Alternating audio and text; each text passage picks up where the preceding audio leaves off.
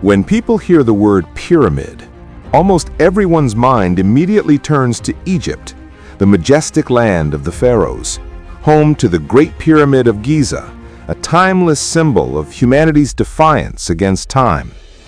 But few realize that the country with the most pyramids in the world is not Egypt, but its quiet southern neighbor, Sudan. Sudan, a nation now synonymous with war, famine, and suffering, was once one of the most fascinating centers of ancient civilization in Northeast Africa. Amid the barren, windy Nubian desert stand hundreds of small, sharply pointed pyramids, slimmer in proportion than those in Egypt. These pyramids were not built by Egyptian pharaohs, but by the Nubian kings of the Kingdom of Kush, an African civilization that once conquered Egypt and ruled as the 25th dynasty of the pharaohs. In Meroe, about 200 kilometers north of the capital, Khartoum, lie more than 200 pyramids, making it the largest pyramid complex in the world, twice as many as those found in Egypt. Yet few people know about it. In a world captivated by the grandeur of Giza and Luxor, Sudan remains buried beneath the silence of its desert and the fog of history. Archaeologists who visit Meroe often describe an almost mystical scene: a quiet desert, a crimson sky at sunset, and rows of pyramids standing in solitude, as if staring into a past long dead. Their walls are carved with hieroglyphs and Kushite symbols, telling stories of gods, wars, and love.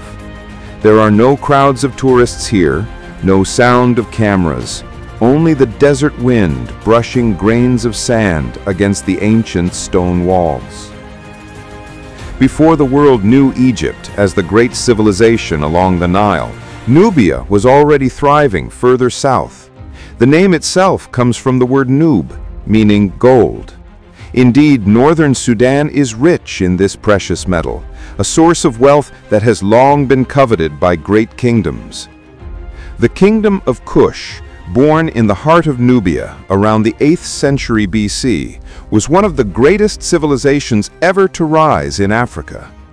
They built grand cities such as Napata and Meroe, developing their own systems of government, trade, and writing. They were not mere imitators of Egypt. They were equals, and at times rivals.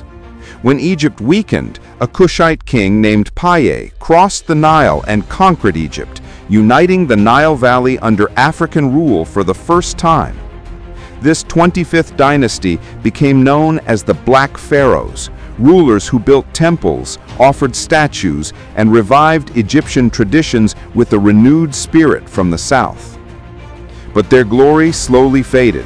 When the Assyrians invaded from the north, the Kushites were forced to retreat to Meroe, where they endured for centuries, creating a culture that blended Egyptian and African elements in a uniquely elegant way.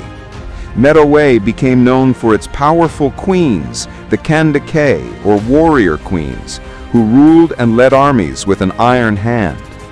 One of them, Queen Amanirenas, famously defeated the Roman forces that attempted to invade Sudan around the 1st century BC. Today, the ruins of Meroe and Napata stand as silent witnesses to a buried greatness.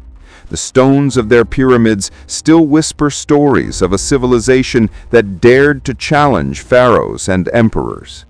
Yet history, like the desert, often swallows what is left unguarded. Sudan is not just a land of pyramids. From its dry soil flows a quiet treasure that sustains the modern world: gum arabic. At first glance, gum arabic looks like small golden crystals. But from these tiny grains, billion-dollar industries are born. This substance is an essential ingredient in soft drinks, candies, medicines, cosmetics, and even printer ink. Without gum arabic, Coca-Cola and Pepsi would never foam the way we know them today. The world may not realize it, but Sudan supplies 70 to 80% of the world's gum arabic. In addition to this, Sudan is also the third largest gold producer in Africa, after Ghana and South Africa. In a country poor in infrastructure, gold mines have become the new battlegrounds. But behind the glitter lies blood. Armed groups, including the Rapid Support Forces, own much of the mining industry, turning the precious metal into funding for war rather than prosperity for the people. In a land rich with resources, poverty remains the most visible face.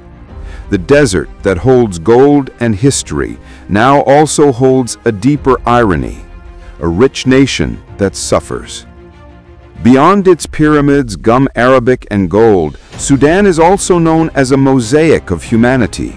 In this vast country, larger than Western Europe, live more than 114 ethnic groups speaking over 500 dialects. From north to south, east to west, every tribe carries its own colors, traditions, and stories. The Nubians preserve their ancient heritage along the Nile, speaking a language that has survived since the Kushite era. In the east, the Beja people live in the mountains, leading a semi-nomadic life. In the west, the four people of Darfur are known for their energetic music and dance. In the south, the Dinka and Nuer herdsmen raise cattle as symbols of wealth and social status. Meanwhile, in the big cities, a mix of Arab and African culture creates a unique rhythm, a fusion of the morning call to prayer and the beats of African drums.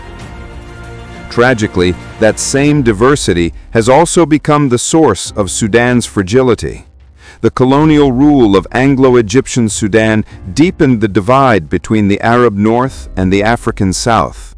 Differences in religion, ethnicity, and economics were exploited for politics, and over time they ignited into decades of civil war. The country with the most pyramids in the world is not known for its pyramids, but for the endless news of war and destruction. Yet behind that darkness lies a land full of wonder, rich in history, culture, and natural wealth. But human tragedy has rewritten its fate. In April 2023, a major conflict erupted in Khartoum. The once peaceful city at the meeting of two rivers turned into a battlefield. Homes were burned, hospitals attacked, and thousands of civilians fled. Reports spoke of mass killings, systematic rape, and the destruction of infrastructure. Merowe, once the pride of archaeology, is now nearly forgotten as the nation struggles to save itself. More than 10 million people have been displaced, making Sudan's crisis one of the greatest humanitarian disasters of this century. Today, Sudan is a land of golden blood. Warlords control the mines, sell their yields on the black market, and buy weapons with the profits. Gum arabic, once a symbol of natural wonder, now serves as a source of war funding, not food for its people. Children starve in refugee camps, women are violated in burned villages, and ancient cities vanish under smoke. Now, hunger kills more than bullets. The greatest irony of modern Sudan is this: a land that was once the cradle of civilization has become the grave of its own legacy. The pyramids of Merowe still stand beneath the same desert sky, but now they are silent monuments of a nation lost within its own history.